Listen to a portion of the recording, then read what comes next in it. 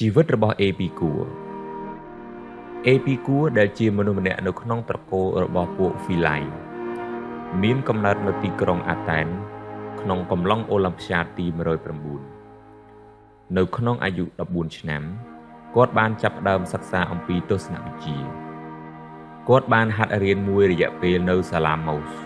ក្រោមការដឹកនាំរបស់ម៉ង់ហ្វីលផ្លាតូនីសាងក៏ប៉ុន្តែគាត់មិនសូវបានជាចូលចិត្តទ្រឹស្ដីមនោគមវិជ្ជារបស់បុគ្គលក្រោយនេះប៉ុន្មានទេគាត់បានថយចេញពីសាលារបស់លោកគ្រូម្នាក់នេះទៅហើយក៏មិនបានទទួលយកគ្រូឯណាថ្មីទៀតឡើយគេបានពោលថាគាត់ធ្លាប់បានបង្ហាត់បង្រៀនក្បួនវេយ្យាករណ៍ក៏ប៉ុន្តែមិនយូរប៉ុន្មានគាត់ក៏មានសេចក្តីធុញថប់នឹងមុខវិជ្ជានេះដែរគាត់ចូលចិត្តអានសៀវភៅរបស់ Demogrid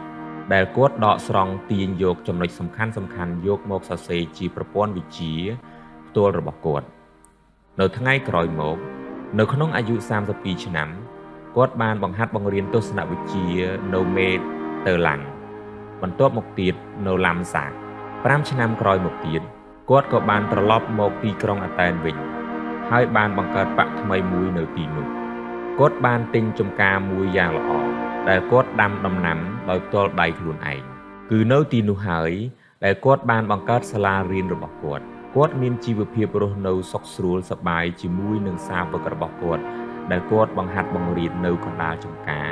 ដោយដើរលេងកម្សាន្តនៅក្នុងសួនផងនិងធ្វើកិច្ចការច្បារដំណាំបណ្ដើផងជាមួយគ្នាគាត់បានឲ្យសិស្សទាំងឡាយទន្ទិញចាំមាត់នៅក្បួនសុភាសិតដែលគាត់បានសរសេរដោយខ្លួនឯងមនុស្សជាច្រើនណាស់បានមកពីគ្រប់ទិសទីនៃប្រទេសក្រិកដើម្បីគ្រាន់តែបានសប្បាយស្ដាប់ពាក្យព្រានប្រដៅរបស់គាត់ហើយនឹងពិចារណាអំពីវត្តមានរបស់គាត់នៅឆ្ងាយពីគេពីឯងកណ្ដាលវាលលំហនៃធម្មជាតិអេពីគួរជាមនុស្សម្នាក់ដែលតែងពោលសម្ដីស្មោះត្រង់ពីក្នុងចិត្តគាត់មានអាការៈស្លូតបូតសុភាពរាបសារព្រមទាំងចេះគួរសមជាមួយនឹងមនុស្សគ្រប់គ្នាគាត់មានចិត្តសប្បុរសជាមួយនឹងបងប្អូននិងក្រុមមិត្តភ័ក្តិរបស់គាត់ជាពន់ពេកណាស់រហូតដល់គាត់បានចំណាយពេលវេលារបស់គាត់ស្ទើរតែទាំងអស់ឲ្យពួកអ្នកទាំងនេះហើយតែងផ្ដល់ឲ្យពួកគេនៅអ្វីៗទាំងប៉ុន្មានដែលគាត់មាននៅក្នុងខ្លួនគាត់បានផ្ដែផ្ដាំជាពិសេសឲ្យពួកសាវករបស់គាត់មានចិត្តមេត្តាករុណាជាពិសេសជាមួយនឹងឈ្នួលបម្រើខ្លួនគាត់វិញតែងមានសប្បុរសធម៌ជាមួយនឹងឈ្នួលបម្រើរបស់គាត់លើសពីនរណាទាំងអស់គាត់អនុញ្ញាតឲ្យពួកអ្នកទាំងនេះបានរៀនសូត្រទទួលចំណេះវិជ្ជាដោយខ្លួនគាត់យកចិត្តទុកដាក់ធ្វើជាគ្រូហាក់ដូចជាពួកគេជាសាវករបស់គាត់ដូច្នោះដែរអេពីគួររស់នៅគ្រប់ពេលវេលាដោយបរិភោគតែនំប៉័ងហើយនឹងព្រមទាំងបន្លែផ្លែឈើដែលមាននៅក្នុងសួនរបស់គាត់តែប៉ុណ្ណោះជួនកាលគាត់និយាយប្រាប់ទៅកូនចៅគាត់ដូចនេះថាចូលយកទឹកដោះគោនិងហ្វូម៉ាស់ឲ្យខ្ញុំខ្លះដើម្បីខ្ញុំអាចទទួលទានឆ្ងាញ់នៅពេលណាដែលខ្ញុំចង់នេះហើយឡាអេពូលជាជីវិតរបស់មនុស្សម្នាក់ដែលអ្នកផងតែងនឹកស្មានថាមានកម្មសិទ្ធិក្រាស់ក្នុងកាមតណ្ហានិងក្នុងសភាពឆ្ងាញ់សៃសេរុងនៅក្នុងសៀវភៅរបស់គាត់ដែលមានចំណងជើងថាទុសៈគូឡាបានពោលថាអេពីគួរជាជនមួយរូបដែលចេះរស់នៅដោយសឹងតែគ្មានរបស់អ្វីទាំងអស់ពួកសាវករបស់អេពីគួរគ្រប់រូបតែងតែរស់នៅដោយយកតម្រាប់តាមការបរិភោគក្រៀមក្រោះនិងសិលធម៌អត់ធ្មត់ដតីទៀតរបស់លោកគ្រូខ្លួនពួកគេរស់នៅដោយសារតែបន្លែហើយនឹងទឹកដោះគោដូចតែគាត់ដែរ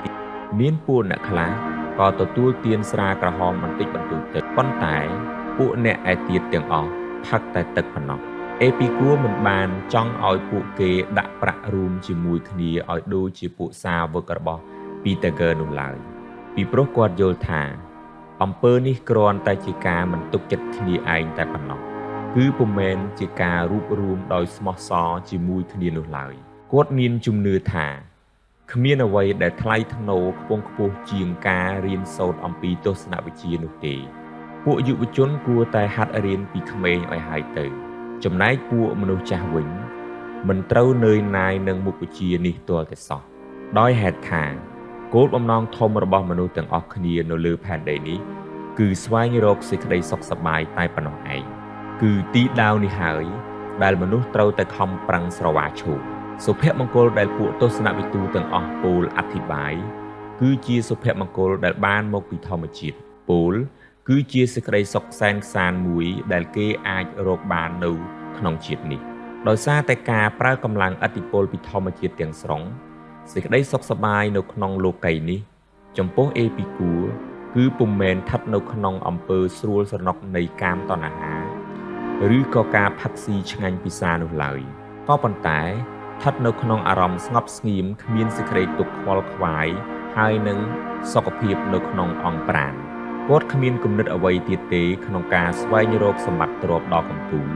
ក្រៅតែពីការរកឲ្យបានរបស់ទាំងពីរខាងលើនេះនៅក្នុងពេលជាមួយគ្នាគាត់បានបង្ហាត់បង្ហាញឲ្យឃើញថាសិលធម៌ជាឧបករណ៍មួយដ៏មានកម្លាំងស័ក្តិសិទ្ធិជាទីបំផុតដើម្បីស្វែងរកសុភមង្គលឲ្យជីវិតគឺពីព្រោះដោយមូលហេតុថាគ្មានអ្វីដែលធ្វើឲ្យមនុស្សរស់បានសុខសប្បាយជាងការរស់នៅដោយទៀងត្រង់នៅក្នុងសេចក្តីសុចរិតយុត្តិធម៌នោះទេដោយគ្មានអ្វីត្រូវបន្ទោសខ្លួនឯងដោយគ្មានបានប្រព្រឹត្តអកុសលកម្មឬឧក្រិដ្ឋកម្មដោយគ្មានបានបំផ្លិចបំផ្លាញផលប្រយោជន៍របស់អ្នកដទៃដោយធ្វើអំពើល្អឲ្យបានយ៉ាងច្រើនបំផុតដែលគេអាចធ្វើទៅបានហើយនៅចុងចប់ទៅដោយជៀសវាងកំខកខានក្នុងការបំពេញករណីកិច្ចជានិច្ចកាលចំពោះជីវិតរស់នៅគាត់បានទាញសេចក្តីសន្និដ្ឋានអំពីគម្រោងទ្រឹស្តីខាងលើនេះថាគឺមានតែជនដែលរស់នៅក្នុងសេចក្តីសុចរិតយុត្តិធម៌តែប៉ុណ្ណោះទេដែលអាចរស់នៅបានដោយសុខសប្បាយដូច្នេះសិលធម៌ឬកុសលធម៌ជារបស់ចាំបាច់ត្រូវតែមាននៅក្នុងជីវិតមួយដែលប្រកបដោយសេចក្តីសុខគាត់មិនដែលមានការនឿយហត់ក្នុងការពោលថ្លែងសរសើរអំពីការចេះរស់នៅដោយសេចក្តីអត់ធ្មត់និងចេះតមចំពោះចំណីអាហារណាដែលឲ្យទុកទោសដែលជាលក្ខខណ្ឌមួយដ៏ប្រសើរធ្វើឲ្យមានមនុស្សមានអារម្មណ៍នឹងណោអាចថែរក្សាសុខភាពល្អនៅក្នុងខ្លួនមិនត្រឹមតែប៉ុណ្ណោះសោតអាចកែខៃធ្វើឲ្យមានកម្លាំងកំហែងបរិបូរមកវិញទៀតផងនៅពេលណាដែលអង្កាយធ្លាក់ចុះទន់ខ្សោយគេត្រូវចេះរស់នៅគាត់ពោលដោយមានរបស់របរតិចតួចបំផុតនៅក្នុងខ្លួននេះហើយជាទ្រព្យសម្បត្តិដ៏ធំបំផុតនិងដ៏ល្អប្រសើរបំផុតដែលគេអាចរកបានដោយហេតុថាម្ហូបអាហារធម្មជាតិបំផុតធ្វើឲ្យយើងបានទទួលសភាពឆ្ងាញ់ជាងម្ហូបដ៏អស្ចារ្យនោះទៅទៀតកាលណាយើងឃ្លានដោយពាក្យដែលថាឃ្លានឆ្ងាញ់ស្រឡាញ់ល្អគេក៏អាចមានសុខភាពដ៏ល្អប្រសើរផងដែរកាលណាគេរស់នៅក្នុងសភាពធម្មតាជាទីបំផុតនៅពេលនោះគេគ្មានខួរក្បាលរវីរវល់ខ្វល់ខ្វាយគេមានតែចិត្តថ្លើមបរិសុទ្ធដួងព្រលឹងស្ងប់ស្ងៀមគំនិតមានសេរីហើយគេអាចស្គាល់ការរីករាយសប្បាយក្នុងការប្រឹងប្រែងស្វែងរកការពិតថែមទៀតពោលគឺការស្វែងរកធ្វើអំពើណាដែលគួរធ្វើជាជាងការធ្វើអំពើណាដែលប្រកបដោយអកុសលធម៌គាត់បានពោលបន្ថែមទៀតថាការជប់លៀងដែលគេធ្វើឡើងម្ដងម្កាលតែងផ្ដល់នូវការរីករាយសប្បាយជាងការស៊ីផឹកញឹកញាប់ហើយមនុស្សយើងតែងមានលទ្ធភាពចេះអត់ទ្រាំចំពោះសេចក្តីអភ័ព្វក្នុងវាសនាបើកាលណាគេចេះរស់នៅសប្បាយក្នុងសេចក្តីក្រទុរពុតតែជាមួយរបស់របរបន្តិចបន្តួចដែលជាសេចក្តីត្រូវការចាំបាច់នៃធម្មជាតិជាជាងកាលណាគេរស់នៅក្នុងសេចក្តីសម្បូរហូរហៀនិងក្នុងសេចក្តីអំនួតរុងរឿងគេគួរតែប្រយ័ត្នប្រយែងមែនទែនគាត់ពោលបន្ថែមជិះវៀងអំពើអបាយមុខដែលធ្វើឲ្យអង្កាយធ្លាក់ខ្សោយហើយនឹងធ្វើឲ្យស្មារតីភ្លេចភ្លាំងភ័ន្តវង្វេងហើយបើទោះចំពោះសេចក្តីសប្បាយដ៏ប្រសើរឯណាដែលមនុស្សគ្រប់គ្នាត្រេកត្រអាលចង់ស្រវាអបក្តី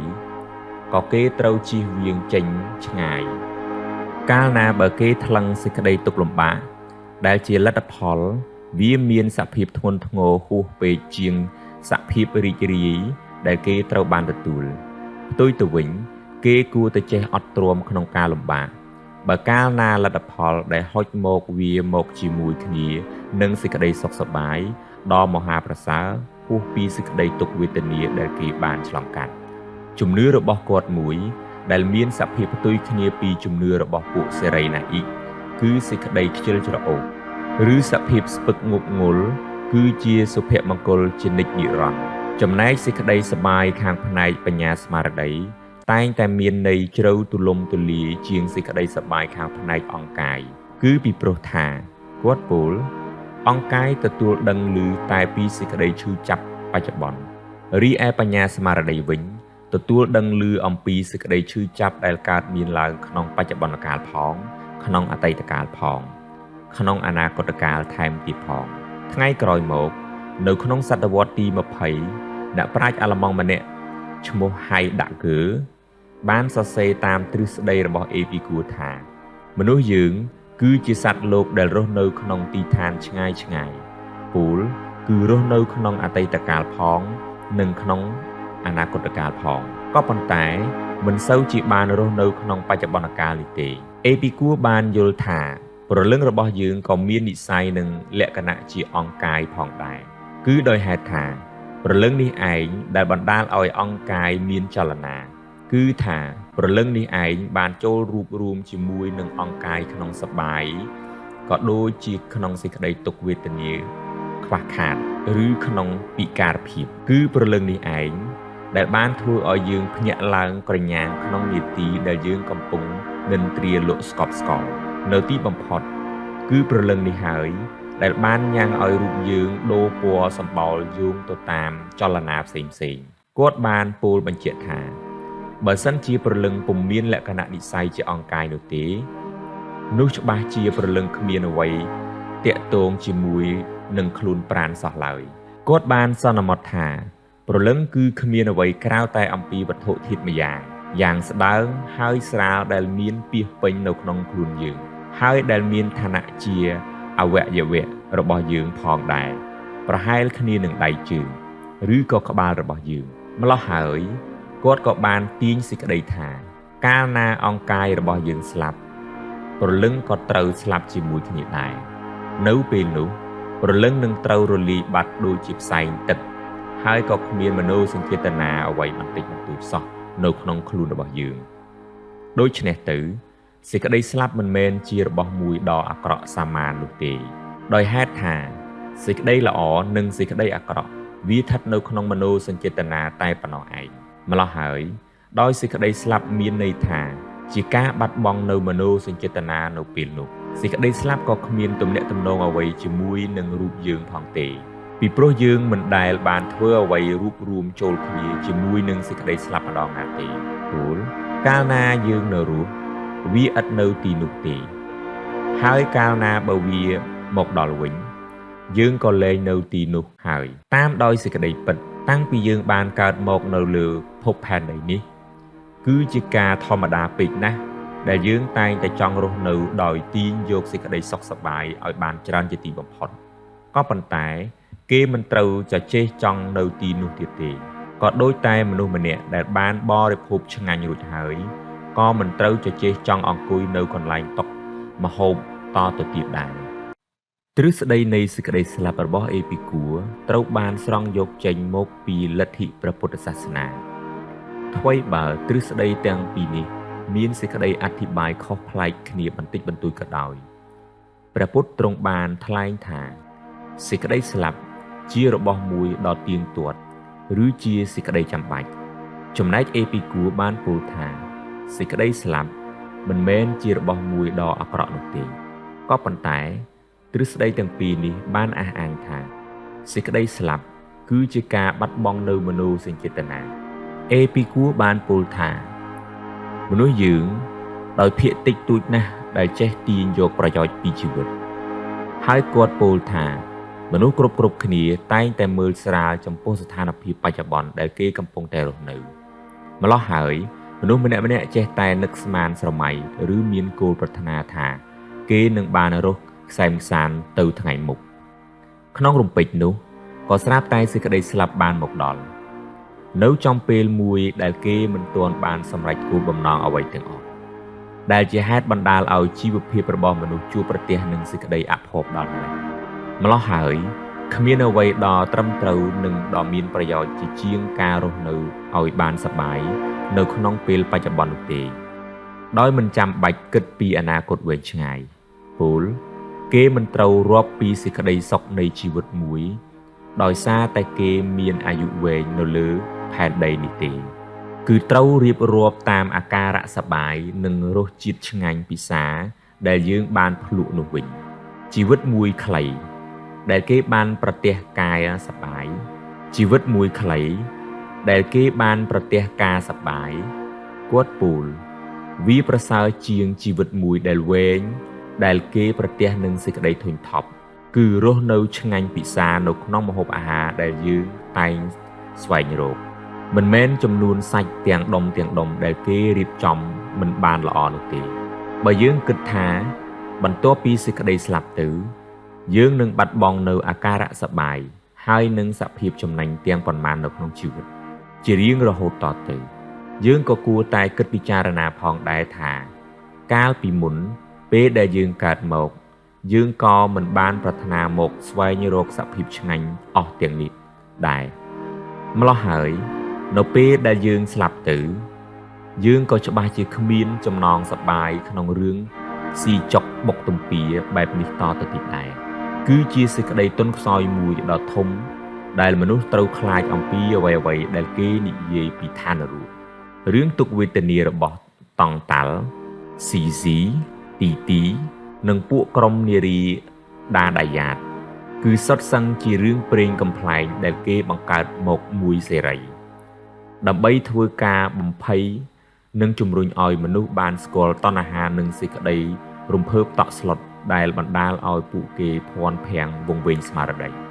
និងឈឺចាប់វេទនានៅក្នុងជាតិនេះនៅទីបំផុតមនុស្សយើងគួរតែរលាស់ចោលឲ្យអស់នៅជំនឿនិងសេចក្តីតក់ស្លុតដោយខាងលើនេះដែលគ្មានលទ្ធផលអ្វីក្រៅតែពីបានធ្វើឲ្យប៉ះពាល់ដល់សេចក្តីសម្រាកនិងសភាពស្រណុកផ្សែងផ្សាននៃជីវិតរបស់ពួកគេតែប៉ុណ្ណោះគាត់បានយល់ថាសេរីភាពរបស់មនុស្សគឺស្ថិតនៅទាំងស្រុងក្នុងការមិនរវីរវល់ខ្វល់ខ្វាយឬការគ្មានជំនឿគាត់បានទាត់ចោលនៅបញ្ហាវាសនាកម្មគាត់បានពោលថារឿងទោសទាយរបស់ហោរាជារឿងមួយដែលគ្មានប្រយោជន៍ពីព្រោះគ្មាននរណាម្នាក់ដែលដឹងមុនអំពីអ្វីៗដែលត្រូវកើតឡើងនៅអនាគតនោះទេពីព្រោះរឿងអនាគតកាលជារឿងជំពាក់ជំពិនជាមួយនឹងការរវីរវល់នឹងចិត្តសាវ៉ារបស់មនុស្សជាតិហើយរឿងអស់ទាំងនេះគ្មានពុបហេតុអ្វីក៏ជាចាំបាច់នោះទេអេពីគួរតែងបានផ្ដល់ភាពឧត្តមឧត្តមជានិច្ចកាលដល់ព្រះជាម្ចាស់គាត់តែងចង់ឲ្យអ្នកផងមានសេចក្តីគោរពកោតខ្លាចព្រះជាកំពូលគាត់បានហាមប្រាមជាដាច់ខាតមិនឲ្យនរណាម្នាក់យល់ថាគាត់បានមាក់ងាយអំពីឋានសួគ៌ឋានសុខនិងសភាពអមតៈរបស់ព្រះជាម្ចាស់មនុស្សដែលមិនជឿព្រះគាត់ពោលពុំមែនជាជនណាដែលបានទាត់ចោលនៅព្រះនិងទេវតាដែលប្រជាពលរដ្ឋបានស្រឡាញ់ផ្កាប់មុខនោះឡើយមនុស្សដែលមិនជឿព្រះគឺជាជនណាដែលបានយកអំពើស្មោករោគនិងលក្ខណៈទន់ខ្សោយរបស់ពួកខ្លួនយកទៅធ្វើយុស័កឲ្យព្រះនិងទេវតាខ្ចីពាក់ធ្វើជាសម្លៀកបំពាក់គាត់បានយល់ថាព្រះជាម្ចាស់គួរតែឲ្យយើងគោរពកោតខ្លាចដោយសារតែគុណធម៌និងធម្មជាតិដ៏ល្អរបស់ទ្រង់នោះក៏គ្រប់គ្រាន់ហើយយើងត្រូវសម្ដែងស្វាមីភក្តិចំពោះព្រះក៏ដោយសារពុបហេតុតែប៉ុណ្ណោះឯងពុំមែនដោយសារការខ្លាចទោសពិន័យឬក៏ការចង់បានគប់គួរឬបានប្រយោជន៍ពីព្រះនោះឡើយគាត់បានចោទប្រកាន់ជំនឿអកុសលដែលធ្វើឲ្យមនុស្សស្រវឹងវង្វេងហើយដែលជាធម្មតាគឺជាល្បិចកលសម្រាប់ប្រព្រឹត្តបទឧក្រិដ្ឋកម្មយ៉ាងសែនសាហាវនៅក្នុងអរិយធម៌របស់មនុស្សជាតិសាសនាដែលគាត់បានកើតមកជាមួយពុំបានលើកលែងឲ្យព្រះនៅទោសកំហុសនិងសេចក្តីទន់ខ្សោយរបស់មនុស្សនោះទេចំពោះគាត់វិញគាត់តែងយល់ថាព្រះជាម្ចាស់គឺជាពួកអ្នកមានបុណ្យដែលមានវិមាននៅឋានដ៏ល្អប្រសើរនៅទីនោះគេមិនដែលឃើញមានភ្លៀងមានខ្យល់ព្យុះមានធ្លាក់ទឹកកកអ្វីឡើយពោលនៅជុំវិញព្រះមានតែខ្យល់រំភើយនិងពន្លឺភ្លឺចែងចាំងជាអចិន្ត្រៃយ៍ហើយព្រះអង្គទ្រង់គិតតែពីក្រេបជញ្ជក់សេចក្តីសុខសែនសាននិងសុភមង្គលគ្មានទីចប់របស់ទ្រង់តែប៉ុណ្ណោះ គាត់តែងបានបញ្ជាពីព្រះនៅលក្ខណៈនៃសាមញ្ញជនធម្មតាដែលតែងតែធ្វើឲ្យមនុស្សយើងមានការឆ្គាំឆ្គងឬសេចក្តីអៀនខ្មាស់គាត់បានជឿថាព្រះគ្មានការតាក់ទងជាមួយនឹងសុភមង្គលរបស់មនុស្សទេទ្រង់ពុំមានលទ្ធភាពស្គាល់ពីសេចក្តីរំភើបតាក់ទងជាមួយនឹងអំពើល្អឬអំពើអាក្រក់របស់មនុស្សណាម្នាក់ដែរគាត់មានជំនឿថាប្រសិនបើព្រះសម្រេចចុះមកចាត់ចែងនៅក្នុងរឿងសេចក្តីសុខទុក្ខរបស់មនុស្សឬក៏មករវីរវល់ក្នុងរឿងរដ្ឋាភិបាលនៃពិភពលោកនោះឋានសួគ៌និងឋានសុខរបស់ទ្រង់នឹងត្រូវចប់ត្រឹមនេះហើយពោលឋានព្រះអង្គនឹងคล้ายទៅជាឋាននៃសេចក្តីកង្វល់កង្វាយគាត់ក៏បានទាញសេចក្តីបញ្ចប់អំពីគំហើញអស់ទាំងនេះថារឿងបន់ព្រះសំពះទេវតារឿងអធិដ្ឋាននិងរឿងធ្វើពលិកម្មសក្ការៈបូជារឿងឥតប្រយោជន៍ជាពន់ពេកកន្លងគ្មានបុណ្យអ្វីដែលត្រូវស្នើសុំពីព្រះគ្មានគួរអ្វីដែលគេត្រូវទៅលុតជង្គង់ថ្វាយបង្គំនៅចំពោះរានទេវតាឬអ្នកតាតាក់ទងនឹងរឿងគ្រោះថ្នាក់ផ្សេងដែលធ្លាក់មកលើរូបយើងទាំងអស់គ្នានោះទេក៏ប៉ុន្តែគេគួរតែសម្លឹងមើលអំពីពុព្វហេតុអស់ទាំងនេះដោយចិត្តស្ងប់ស្ងៀមប្រាចាកនៅសេចក្តីរំភើបញាប់ញ័រក្នុងអារម្មណ៍វិញល្អជាជាងក៏ប៉ុន្តែគេត្រូវតែសម្លឹងមើលអំពីពុព្វហេតុអស់ទាំងនេះដោយចិត្តស្ងប់ស្ងៀមប្រាចាកនៅសេចក្តីរំភើបភ្ញាក់ផ្អើលក្នុងអារម្មណ៍វិញល្អជាជាងគាត់បានពោលបន្ថែមថាមិនមែនបញ្ញាញាណរបស់មនុស្សនោះទេដែលបានបង្កើតព្រះនិងទេវតានៅក្នុងសតិអារម្មណ៍របស់ខ្លួនក៏ប៉ុន្តែគឺការភ័យខ្លាចដែលមនុស្សគ្រប់រូបតែងមានចំពោះស្រមោលស្ងៀមស្ងាត់ទាំងនេះនៅក្នុងការយល់សពយល់សោងរបស់ខ្លួនពីព្រោះនៅក្នុងពេលសុបិនមនុស្សតែងឃើញខ្មោចដែលមានទំហំធំឆ្កំឆ្កៃមកយាយីខ្មោចព្រីក្នុងអារម្មណ៍ទាំងនេះតែងធ្វើការគំរាមកំហែងមកលើរូបយើងដោយមានរូបរាងអង្អាចនិងទឹកមុខកាយសាហាវអស្ចារ្យគេឃើញខ្មោចទាំងនេះមានយុទ្ធសិលបង្កើតអភូតហេតុចម្លែកហើយដោយគេឃើញខ្មោចទាំងនេះត្រឡប់មកវិញគ្រប់កាលសម័យមិនត្រឹមតែប៉ុណ្ណោះដោយមានហេតុភេទចម្លែកជាប់មកជាមួយផងដោយគេមិនបានដឹងថាបណ្ដាលមកពីរឿងអ្វីម្ល៉េះហើយមនុស្សដែលមិនបានជាគិតពិចារណាលុះបានឃើញដំណើរដ៏ទៀងទាត់របស់ព្រះអាទិត្យនិងព្រះច័ន្ទនិងផ្កាយនានាក៏បាននឹកម៉ៃថាខ្មោចព្រីក្នុងការសម័យអស់ទាំងនេះជាអ្នកមានបុណ្យអមតៈប្រកបដោយមហិទ្ធិឫទ្ធិដ៏មហិមាពួកគេក៏បានចាត់ទុកខ្មោចឬយក្សអស់ទាំងនេះថាជាព្រះនិងជាទេវតាព្រះអង្គព្រះឥន្ទនៅចំកណ្ដាលមេឃតែម្ដងហើយគឺព្រះអង្គទាំងនេះឯងដែលបានបង្កើតឲ្យមានរន្ទះបាញ់មានភ្លេងបន្ទោភ្លៀងផ្គរខ្យល់ព្រិលទឹកកកធ្លាក់ពួកគេក៏បានតែងតាំងព្រះទាំងឡាយឲ្យធ្វើជាអធិបតីនៃរដ្ឋាភិបាលដ៏អស្ចារ្យនៃចក្រពត្តិតែម្ដងអ្វីដែលជាអភូតហេតុដ៏សម្បើមដែលគេមិនដឹងឬគល់ក៏ពួកគេលើកថ្វាយព្រះទាំងអស់គឺមកពីពុព្វហេតុដូចនេះហើយបើយោងតាមយោបល់របស់អេពីគូដែលគេឃើញមានរានទេវតានិងតូបវិហារសម្រាប់ថ្វាយបង្គំព្រះនៅគ្រប់ទីកន្លែងគាត់បានយល់ថាពិធីថ្វាយបង្គំព្រះគឺមានដើមកំណើតអំពីការភ័យតក់ស្លុតដោយខុសទំនងដូចនេះឯងអំពីឋានសួគ៌និងឋានសុខដែលព្រះអង្គព្រះឥន្ទបានតាំងទីលំនៅឋានអ្នកនិពន្ធអូលក្រែលដែលបានយកមនោសញ្ចេតនារបស់អេពីគូធ្វើជាគំរូបានពោលថា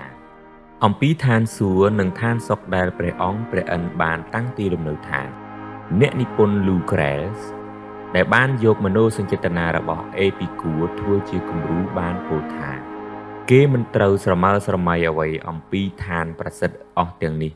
ថាមានទំនាក់ទំនងអ្វីជាមួយគ្នានឹងវាំងប្រាសាទដែលយើងបានឃើញនៅលើផែនដីនេះឡើយគឺពីព្រោះថាព្រះជាវត្ថុធាតុម្យ៉ាងដ៏សែនស្រាលដែលមិនអាចចូលមកលាយឡំជាមួយនឹងចូលជាមួយវិញ្ញាណរបស់យើងបានឡើយ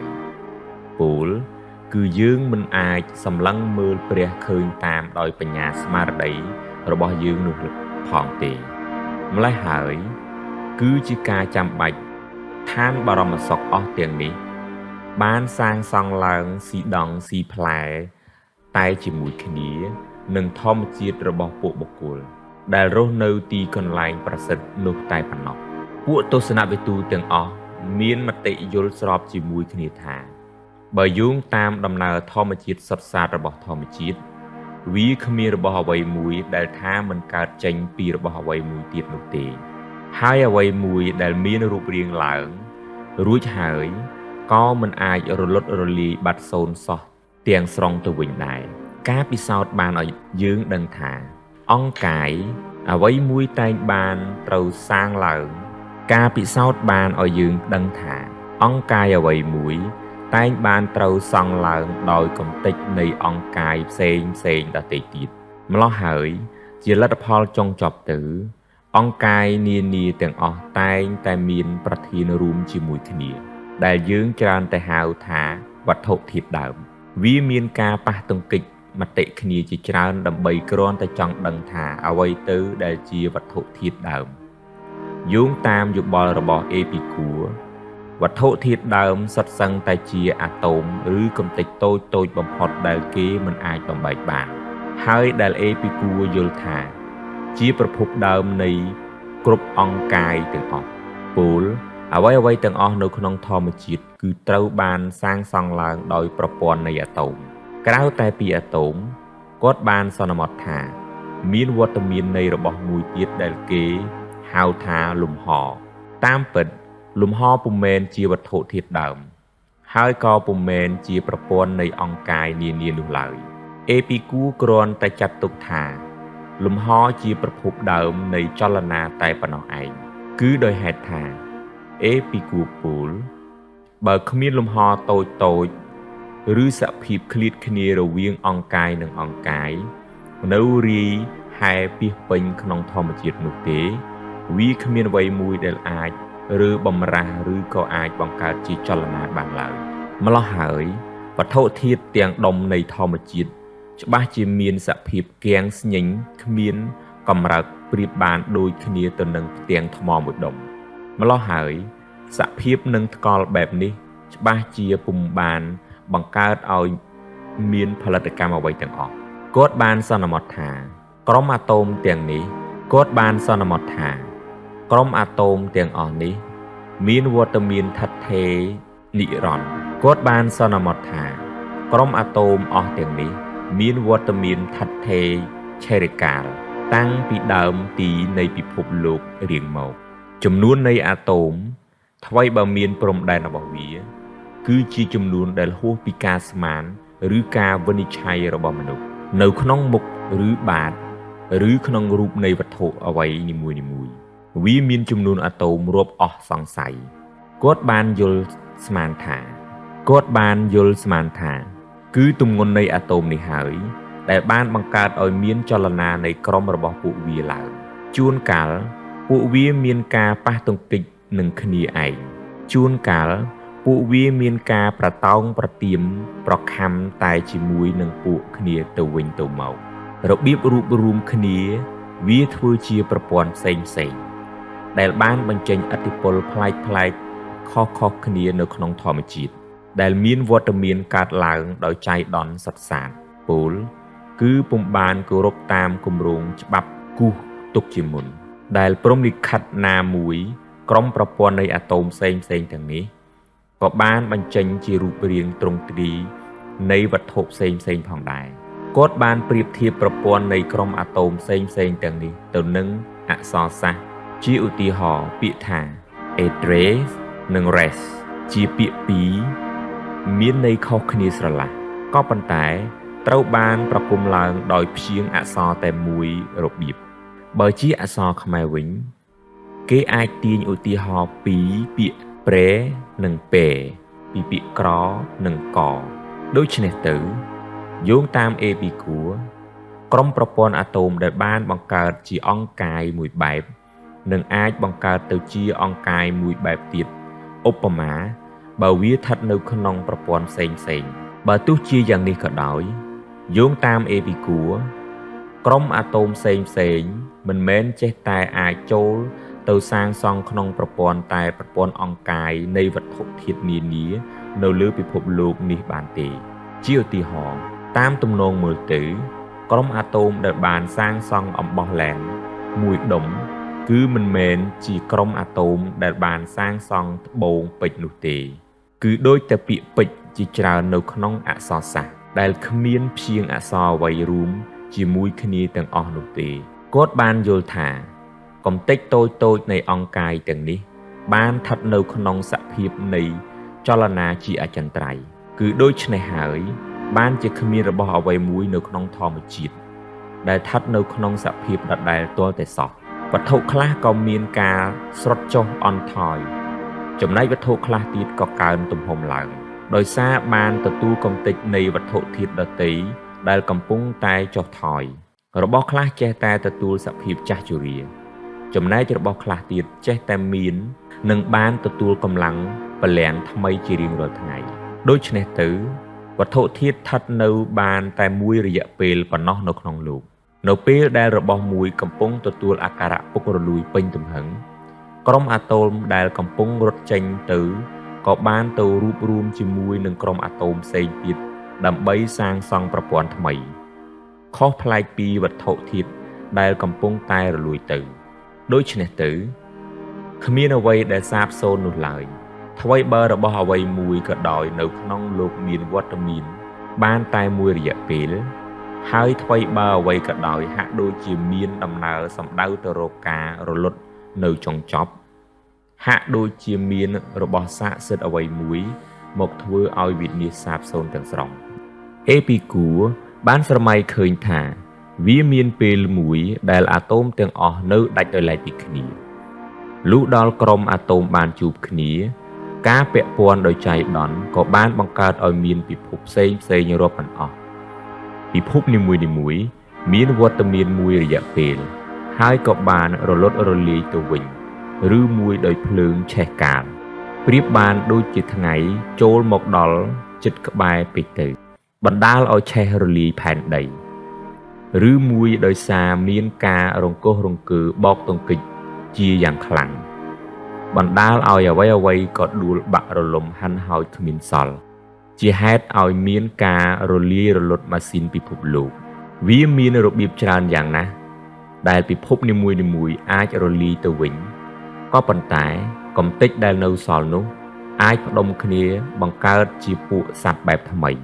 តាមដោយទំនងផែនដីដែលយើងរស់នៅសពថ្ងៃគឺសុទ្ធសឹងជាសំណល់ពីការបាក់បែកបណ្ដាលមកពីការរង្គោះរង្គើដ៏អស្ចារ្យពីបុរាណកាលជាឧទាហរណ៍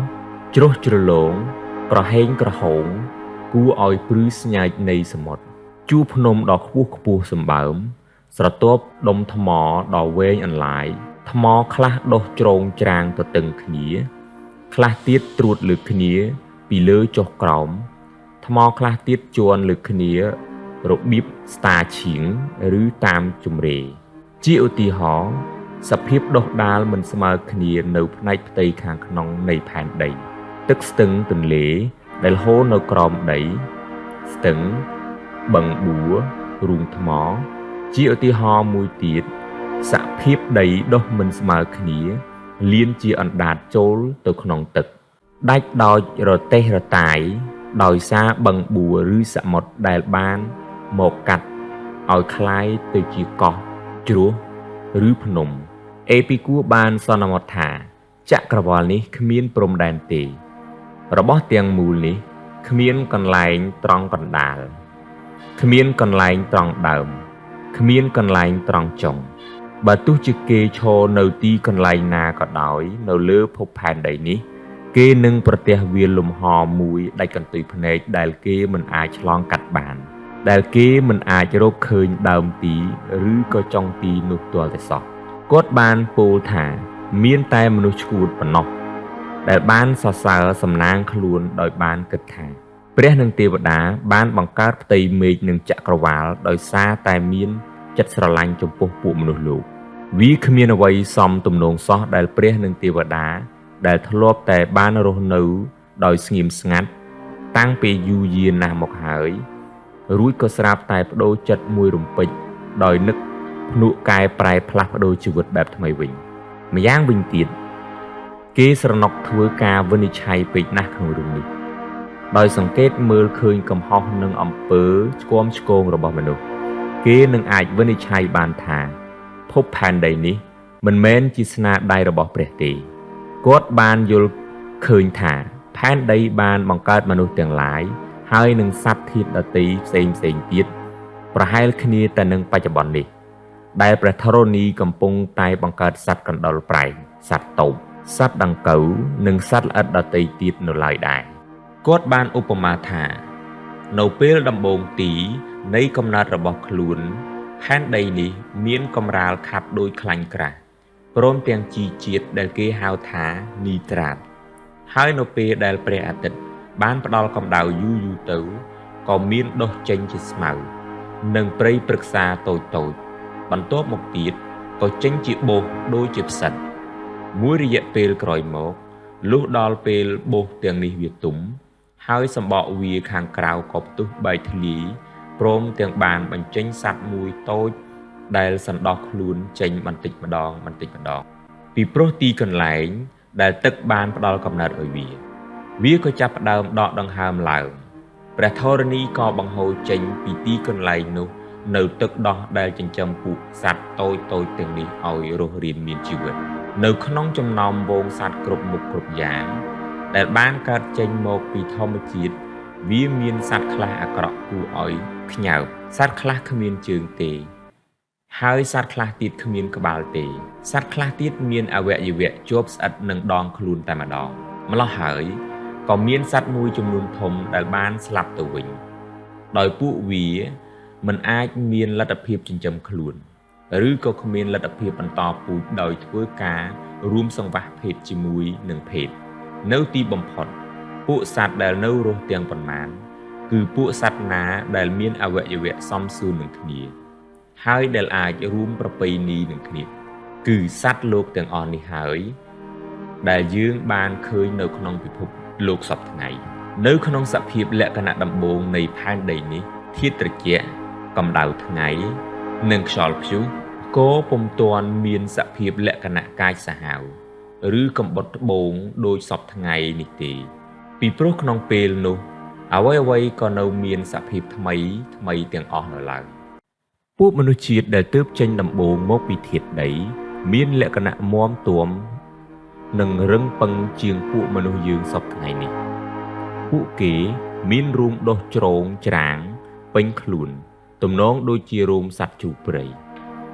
ពួកគេឥតមានការទើសទាល់ក្នុងការរស់នៅដោយសារតែចំណីមិនល្អឬដោយសារតែសភាពត្រជាក់ហួសពេកឬក៏ក្តៅជ្រុលនៃធាតុអាកាសប្រែប្រួលទៅតាមរដូវនោះទេពួកគេមិនទាន់ស្គាល់គុណប្រយោជន៍នៃសម្លៀកបំពាក់នោះទេពួកគេតែងដេកអាក្រាតនៅដោយដីនៅពេលណារាត្រីធ្លាក់មកដល់កាលណាមានទឹកភ្លៀងចង្អុលមកពួកគេតែងជ្រកនៅក្រោមដើមឈើតូចនៅពេលនោះមិនទាន់មានសង្គមមនុស្សជាតិនៅឡើយទេម្នាក់គិតតែពីខ្លួនឯងហើយតែងខំប្រឹងប្រែងប្រវេប្រវាធ្វើការដើម្បីស្វែងរកសេចក្តីស្រណុកផ្ទាល់ខ្លួនតែប៉ុណ្ណោះព្រះធរណីក៏បានបង្កើតព្រៃឈើដែលដុះធំឡើងយ៉ាងក្រាស់រៀងរាល់ថ្ងៃពួកមនុស្សក៏ចាប់ផ្ដើមរស់នៅដោយទទួលទានឫសឈើក្ដួចដំឡូងផល្លាផ្សេងផ្លែប៉ោមព្រៃជាដើមជាញឹកញយណាស់ពួកមនុស្សត្រូវដោះស្រាយទំនាស់របស់ពួកខ្លួនជាមួយនឹងពួកសត្វជ្រូកព្រៃនិងពួកសត្វតោពួកគេបានព្រួតជួយគ្នាទៅវិញទៅមកដើម្បីទប់ទល់នឹងសត្វកាចសាហាវពួកគេក៏បានសង់ខ្ទមតូចរួចបានប្រកបមុខរបរប្រមាញ់ព្រមទាំងបានយកស្បែកសត្វដែលគេសម្លាប់នោះមកធ្វើជាសម្លៀកបំពាក់បុគ្គលម្នាក់ក៏បានជ្រើសរើសយកប្រពន្ធរបស់ខ្លួនហើយក៏បានរស់នៅពិសេសជាមួយតែនឹងស្រីម្នាក់នោះដោយសារជីវភាពបែបនេះក៏មានក្មេងៗកើតឡើងដែលចេះថ្នាក់ថ្ន មអង្អែលធ្វើឲ្យទុនចិត្តរបស់ពួកឪពុកម្ដាយវាដែលមានទម្លាប់ចិត្តជាមនុស្សព្រៃផ្សៃទាំងនេះហើយដែលជាការចាប់ផ្ដើមសង្គមនៃមនុស្សជាតិអ្នកជិតខាងក៏បានបង្កើតសេចក្តីស្និទ្ធស្នាលនិងចំណងមិត្តភាពជាមួយអ្នកជិតខាងហើយក៏ឈប់ប្រព្រឹត្តអំពើបំផ្លិចបំផ្លាញរវាងគ្នាឯងជាដំបូងគេបានបង្ហាញដោយប្រើចង្អុលដៃនៅរបស់ដែលគេចង់បានគេបានបង្កើតដើម្បីសេចក្តីត្រូវការរបស់ពួកគេដោយចៃដន្យសុទ្ធសាធនៅឈ្មោះនាមនៃរបស់នីមួយៗនៅទីបំផុតពួកគេក៏បានបង្កើតភាសាមួយដែលគេបានប្រើប្រាស់សម្រាប់បញ្ចេញគំនិតប្រាប់គ្នាទៅវិញទៅមកព្រះអាទិត្យបានណែនាំឲ្យគេចេះប្រើប្រាស់កម្ដៅមុនពេលដែលគេបានរកឃើញភ្លើងនោះម្ល៉េះដោយសារតែចំហាយក្តៅខ្លាំងនៃព្រះអាទិត្យនេះហើយដែលគេចេះរបៀបចម្អិនសាច់ដែលគេរកបានមកដោយសារការប្រមាញ់សម័យថ្ងៃមួយរន្ទះក៏បានបាញ់មកត្រូវចំត្រង់កន្លែងមួយដែលបណ្ដាលឲ្យមានភ្លើងឆេះឡើងត្រង់នោះក្នុងរំពេចនោះពពួកមនុស្សដែលបានយល់ពីគុណប្រយោជន៍របស់អគាររួចហើយក៏មិនបានជាស្ទុះមនីទៅពន្លត់ហើយបែរជានាំគ្នាថែរក្សាភ្លើងទុកទៅវិញអ្នកខ្លះក៏យកភ្លើងទៅដល់ផ្ទះខ្ទមរបស់ខ្លួនថែមទៀតផងដើម្បីចម្អិនសាច់របស់ពួកគេជាអាហារបន្ទាប់មកទៀតពួកគេក៏បានចាប់ផ្ដើមកសាងស្ថាបនាទីក្រុងព្រមទាំងចែកដីធ្លីដល់គ្នាផងក៏ប៉ុន្តែពុំបានស្មើភាពគ្នាទេពួកជនណាដែលមានកម្លាំងកំហែងនិងការប៉ិនប្រសប់ច្រើនជាងគេក៏បានយកដីធំនិងល្អជាងគេពួកគេក៏តាំងខ្លួនជាស្ដេចផែនដីហើយបង្ខំអ្នកដទៃទៀតឲ្យគោរពកោតខ្លាចពួកគេក៏បានសាងសង់ប្រាសាទនិងបន្ទាយដើម្បីជៀសវាងការភ្ញាក់ផ្អើលបណ្ដាលមកពីការឆ្លូបឆ្មក់របស់អ្នកជិតខាងពួកមនុស្សកាលក្នុងសម័យនោះពុំមានអ្វីការពីខ្លួនក្រៅតែពីដៃក្រចកធ្មេញដុំថ្មឬដំបងទាំងនេះហើយដែលជាអាវុធ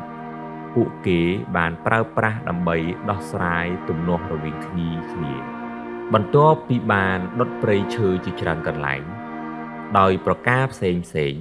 ពួកគេក៏បានសង្កេតឃើញធាតុដែកហូរចេញពីស្រទាប់ដីចូលទៅក្នុងភ្នក់ខ្លះហើយបណ្ដាលទៅជាវត្ថុរឹងពន្លឺនៃលោហៈធាតុបានធ្វើឲ្យពួកគេកោតស្ងប់ស្ងាត់ពួកគេក៏បានយល់ថាដោយសារតែកម្ដៅភ្លើងពួកគេនឹងអាចដុតធ្វើវត្ថុអ្វីបានគ្រប់យ៉ាងទាំងអស់មុនដំបូងពួកគេនឹកឃើញចង់បានតែធ្វើគ្រឿងអាវុធតែប៉ុណ្ណោះទេគឺមកពីពុព្វហេតុនេះហើយបានជាកាលពីដំបូងទីមនុស្សយើងរាប់អានស្ពាន់ជាងដុំមាសដោយសារតែអាវុធធ្វើពីមាសពុំសូវមុតស័ក្តិសិទ្ធិដូចជាគ្រឿងប្រដាប់ពីស្ពាន់នោះទេបន្ទាប់មកទៀតពួកគេក៏ដុតស្លលោហៈធាតុធ្វើប្រដាប់ឃ្លុំមាត់បន្ទាប់មកទៀតពួកគេក៏ដុតស្លលោហៈធាតុធ្វើប្រដាប់ឃ្លុំមាត់សេះផាលនង្គ័លសម្រាប់ភ្ជួរដីហើយនឹងវត្ថុជាច្រើនទៀតដែលពួកគេត្រូវការកាលពីមុនពេលដែលគេបង្កើតធាតុដែកមនុស្សតែងធ្វើសម្លៀកបំពាក់ដោយយករបស់ផ្សេងមកចងប្រគំគ្នាក៏ប៉ុន្តែតាំងពីមានគ្រឿងដែកដែលជារបស់ប្រើការបានគ្រប់មុខកាលណាមកពួកគេក៏បានរកឃើញមធ្យោបាយធ្វើក្រណាត់ពីឡែនឬពីអំបោះដើម្បីឆ្លាក់ឆ្នៃសម្លៀកបំពាក់បានតាមចំណង់ត្រូវការរបស់ពួកគេអំពីការសាបព្រោះគ្រាប់ពូជវិញគឺព្រះធរណីនេះឯងដែលបានបង្ហាត់បង្ហាញមនុស្សនៅវិជ្ជាកសិកម្មពួកមនុស្សយើងបានសង្កេតឃើញតាំងពីដំបូងទីនៃពិភពលោកមកថាគ្រាប់ជ្រៃកាលណាវាធ្លាក់មកដីវានឹងធ្វើឲ្យដុះដើមជ្រៃមួយទៀតស្រដៀងគ្នាដូចនឹងដើមជ្រៃមុនម្ល៉េះហើយបើមនុស្សចង់ដាំដើមជ្រៃនៅទីកន្លែងណាមួយគេគ្រាន់តែយកគ្រាប់មកបណ្ដុះក៏វាជាការស្រេចទៅហើយលទ្ធផលនៃការសង្កេតនេះក៏បានយកទៅអនុវត្តនៅគ្រប់ពូជរុក្ខជាតិដទៃទៀត មនុស្សម្នាក់ៗក៏ចាប់ផ្ដើមសាបព្រោះគ្រាប់ធញ្ញជាតិដែលពួកគេអាចត្រូវការហើយដោយម្នាក់ៗបានសង្កេតឃើញថាគេតែងតែបានទទួលលទ្ធផលល្អប្រសើរបើកាលណាគេចេះថែទាំរក្សាច្បារដំណាំពួកគេក៏បានចាប់ផ្ដើមប្រកបមុខរបរកសិកម្មនេះឡើងមកទល់ពេលនោះកម្លាំងហើយនឹងទេពកោសល្យបានត្រូវចាត់ទុកថាជាគុណសម្បត្តិដើមចមនៃសង្គមជាតិក៏ប៉ុន្តែនៅពេលដែលគេបានរកឃើញមាសរួចហើយកាលណាមកដោយសារការភ្ញាក់ផ្អើលបណ្ដាលមកពន្លឺនៃលោហៈធាតុនេះម្នាក់ក៏គិតតែចង់ប្រមូលមាសយកមកធ្វើជាទ្រព្យសម្បត្តិជនខ្លះក៏បានក្លាយទៅជាអ្នកមានធូរធារដ៏សម្បើមដោយសារតែកម្មវិធីនេះចំណែកពួកប្រជាពលរដ្ឋក៏បានចាប់ផ្ដើមនាំគ្នារត់ចោលស្ដេចពីចំនួនមុនដែលគ្មានទ្រព្យសម្បត្តិអ្វីក្រៅតែពីកម្លាំងនិងការប៉ិនប្រសប់មនុស្សម្នាក់ក៏រត់ទៅចោមរោមបម្រើតែអ្នកមានទ្រព្យសម្បត្តិចំណែកពួកស្ដេចចំនួនមុនក៏បានត្រូវគេពិឃាតចោលជាអាសាបងតាំងពីថ្ងៃនោះមករដ្ឋាភិបាលក៏បានក្លាយទៅជារដ្ឋាភិបាលរបស់ប្រជាពលរដ្ឋ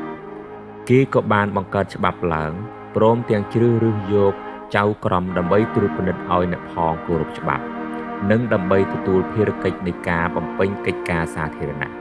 នៅពេលដែលមនុស្សចំនួនដើមទាំងនេះបានបាត់បង់លក្ខណៈជាមនុស្សព្រៃបន្តិចម្ដងសង្គមជាតិក៏កាន់តែរីកធំឡើងផងដែរមនុស្សម្នាទាំងឡាយក៏ចាប់ផ្ដើមចេះធ្វើការជប់លៀងម្ដងនៅផ្ទះអ្នកនេះម្ដងនៅផ្ទះអ្នកនោះនៅពេលដែលគេបានបរិភោគឆ្អែតស្កប់ស្កល់កាលណាមកពួកគេតែងបានត្រេកត្រអាលក្នុងការស្ដាប់ចម្រៀងនៃសត្វបក្សីម្ល៉េះហើយពួកគេក៏បានខំប្រឹងចម្លងតាមសំឡេង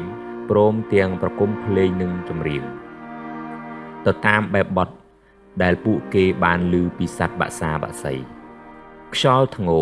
បានបង្កើតបទសំឡេងមួយគួរស្រណោះដោយបានដើរឆ្លងកាត់វាលត្រែងពួកគេក៏បានកាត់ដើមត្រែងយកមកធ្វើជាខ្លុយម្យ៉ាងវិញទៀតការស្ងប់ស្ងាញ់អំពីអ្វីៗដែលគេបានឃើញនៅលើមេឃបានជំរុញឲ្យពួកគេខំប្រឹងប្រែងសិក្សាអំពីតារាសាស្ត្រសេចក្តីកំណាញ់និងមហិច្ឆតាក៏បានចូលមកលាយឡំក្នុងជីវិតរស់នៅពួកគេក៏បានចាប់ផ្ដើមធ្វើសង្គ្រាមជាមួយនឹងគ្នាឯងពួកម្ខាងខំប្រឹងបំផ្លិចបំផ្លាញទ្រព្យសម្បត្តិជាកម្មសិទ្ធិរបស់ម្ខាងទៀតសឹកសង្គ្រាមទាំងនេះក៏បានបង្កើតឲ្យមានកវីដែលមានភារកិច្ចខាងរៀបរាប់អំពីសកម្មភាពដ៏អស្ចារ្យរបស់វីរជនហើយនឹងអ្នកគំនូរដើម្បីសម្ដែងបង្ហាញឲ្យឃើញយ៉ាងប្រឆាំងអំពីរូបភាពនៃការប្រយុទ្ធបន្ទាប់មកដោយសារតែសភាពស្ងប់ស្ងៀមនិងសភាពទំនេរដែលពួកគេបានទទួលភាគចំណេញពួកគេក៏បានសម្រាំងខ្លួនសប្បាយនៅក្នុងវងសិល្បៈដែលមានរួចហើយព្រមទាំងក្នុងសិល្បៈថ្មីដែលគេកំពុងបង្កើតតទៅទៀតដើម្បីជាសេចក្តីសុខសប្បាយក្នុងអារម្មណ៍របស់ពួកគេនៅពេលដែលអ្នកខ្លះនិយាយតវ៉ាថាព្រះធរណីសពថ្ងៃពុំឃើញមានបង្កើតមនុស្សសត្វតោ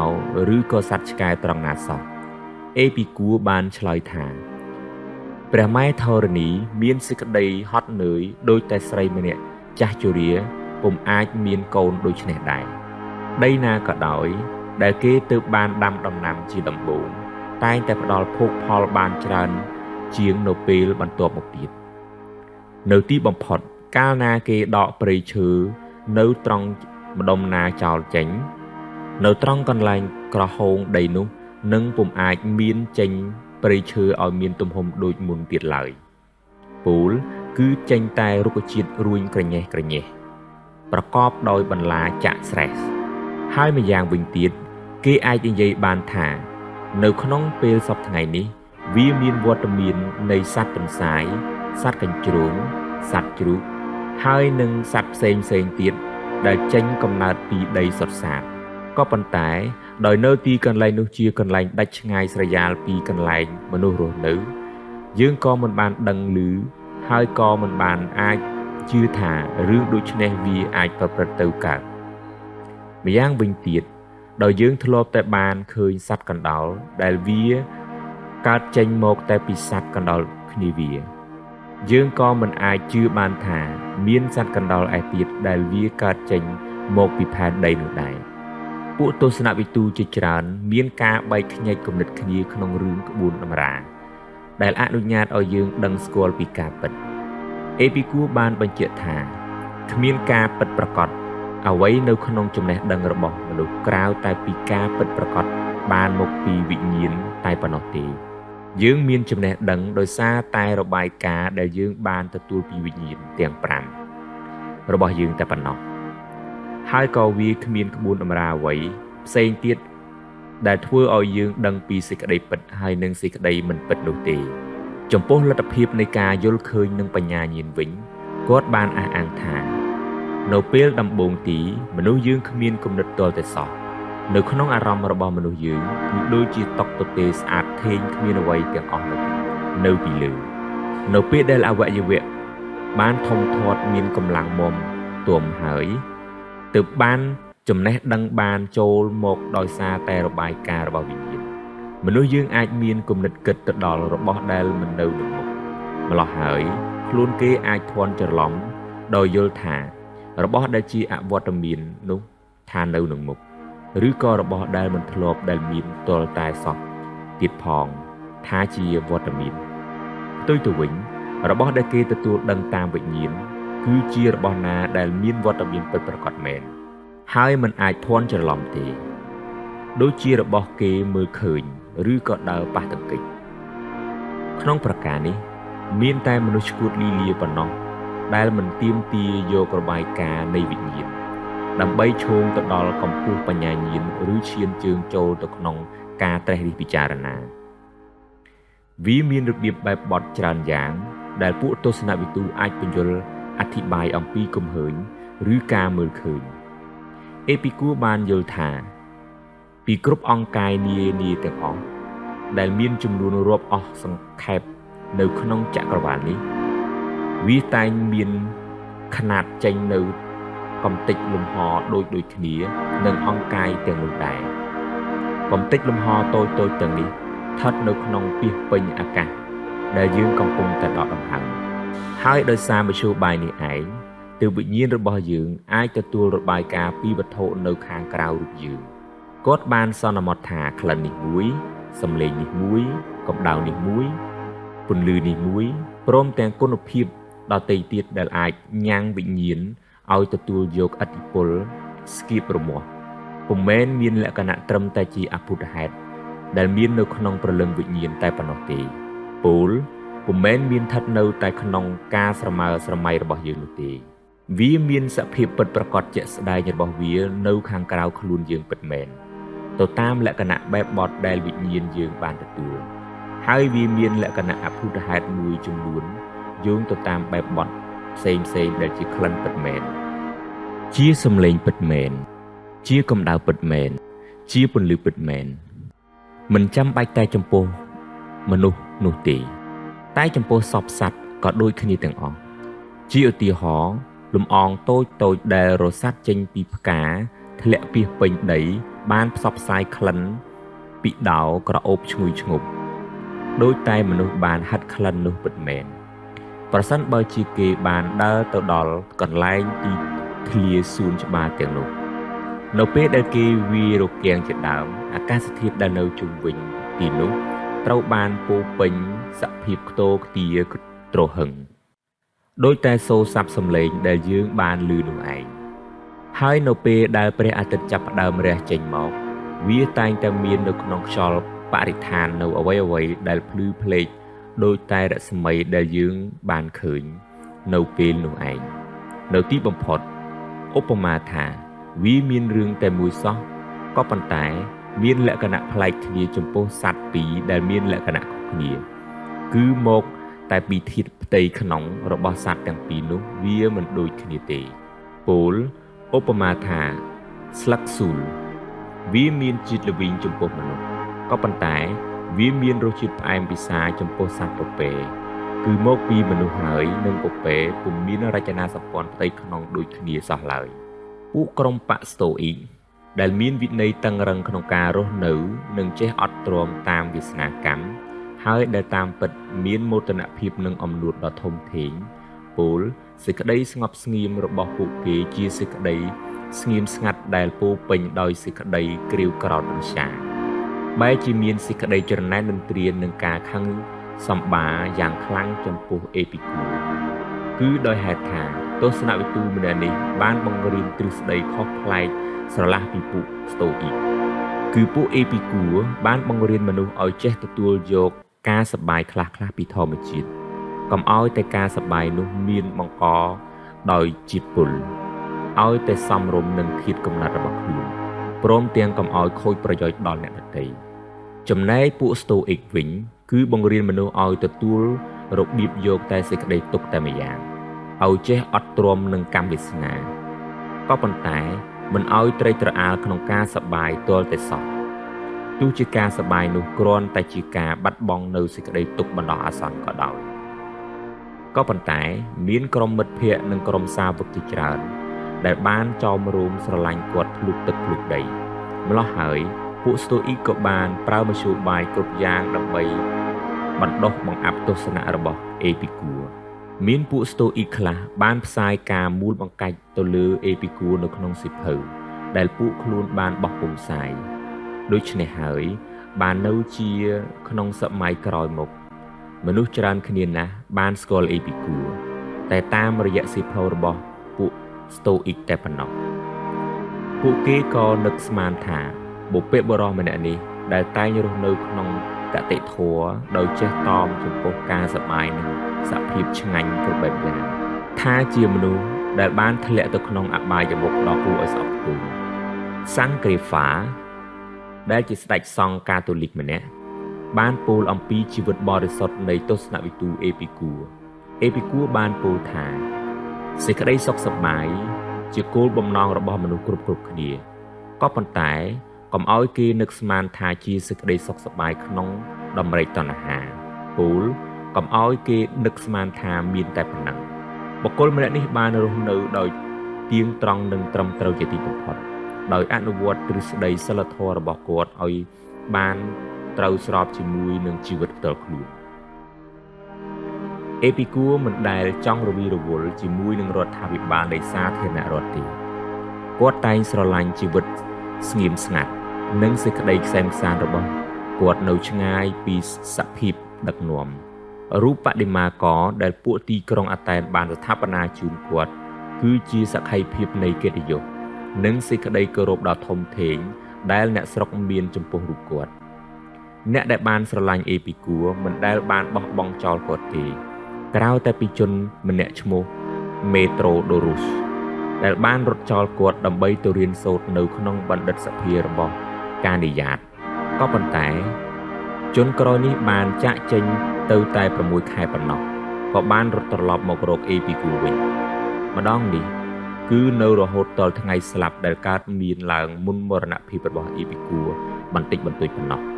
សាលារបស់គាត់ទៀតសោតបានរក្សាសេចក្តីរុងរឿងជារហូតមកទោះជានៅពេលដែលសាលាដទៃទៀតបានធ្លាក់ចូលទៅក្នុងអនាមិកភាពក៏ដោយនៅក្នុងអាយុ72ឆ្នាំគាត់ក៏បានធ្លាក់ខ្លួនឈឺនៅទីក្រុងអាតែនក៏ប៉ុន្តែគាត់មិនបានបញ្ឈប់កិច្ចការបង្រៀនរបស់គាត់ទេរោគរបស់គាត់គឺជារោគទាស់នោមដែលបណ្ដាលឲ្យគាត់មានសេចក្តីឈឺចាប់វេទនាដ៏ពន់ប្រមាណគាត់បានអត់ទ្រាំនឹងជំងឺនេះដោយសេចក្តីស្ងៀមស្ងាត់ជាទីបំផុតនៅពេលដែលគាត់ដឹងថាភាគចុងក្រោយចប់នៃជីវិតគាត់បានធ្វើដំណើរជិតដល់ហើយគាត់ក៏បានដោះលែងខ្ញុំបម្រើរបស់គាត់មួយចំនួនចែកចាយទ្រព្យសម្បត្តិរបស់គាត់បញ្ជាឲ្យគេធ្វើពិធីរំលឹកថ្ងៃកំណើតរបស់គាត់និងថ្ងៃកំណើតនៃឪពុកម្ដាយរបស់គាត់នៅថ្ងៃទី10នៃខែកាមេលេអុងគាត់បានប្រគល់សួនច្បារព្រមទាំងសៀវភៅរបស់គាត់ទាំងអស់ទៅឲ្យឈ្មោះ Hermacus de Metertang ដែលត្រូវបន្តតំណែងពីគាត់ក្នុងលក្ខខណ្ឌដែលថាបុគ្គលម្ចាស់ការបច្ចុប្បន្ន